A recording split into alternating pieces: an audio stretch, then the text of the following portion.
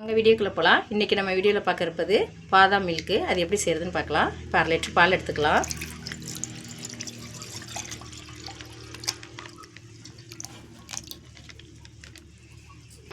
இதோட water add பண்ணி கொஞ்சம் காய்ச்சி எடுத்துக்கலாம். நல்லா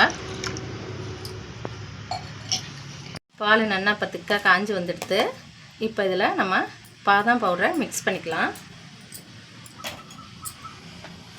நான் 1 கப்பு பாதாம், 1/2 லிட்டர் பாலுக்கு 1 கப்பு பாதாம் மிக்ஸ் எடுத்துருக்கேன்.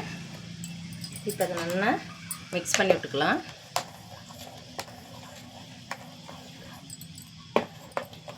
சூப்பராக வந்துடுது.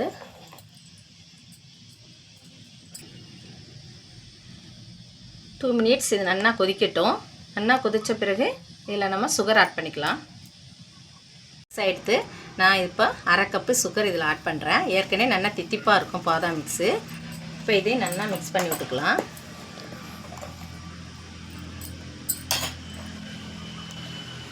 கொஞ்சம் வாசனைக்காக ஏலக்காய் பொடி இதை இதில் ஆட் பண்ணிக்கலாம்.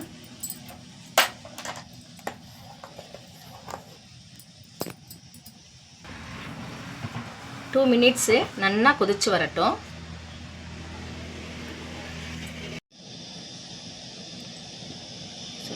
நல்லா கொதிச்சு வந்துடுது. இப்போ இதை நம்ம அடுப்பு ஆஃப் பண்ணிவிட்டு நெக்ஸ்ட்டு என்ன செய்யலான்னு பார்க்கலாம். ஹாட் பாதாம் ட்ரிங்காக நம்ம இதை எடுத்துக்கலாம். இதில் நான் டேஸ்டிக்காக கொஞ்சம் பாதாம் நட்ஸு வந்து நல்லா மெல்லிஸாக கட் பண்ணிவிட்டு இதில் ஆட் பண்ணிக்கிறேன்.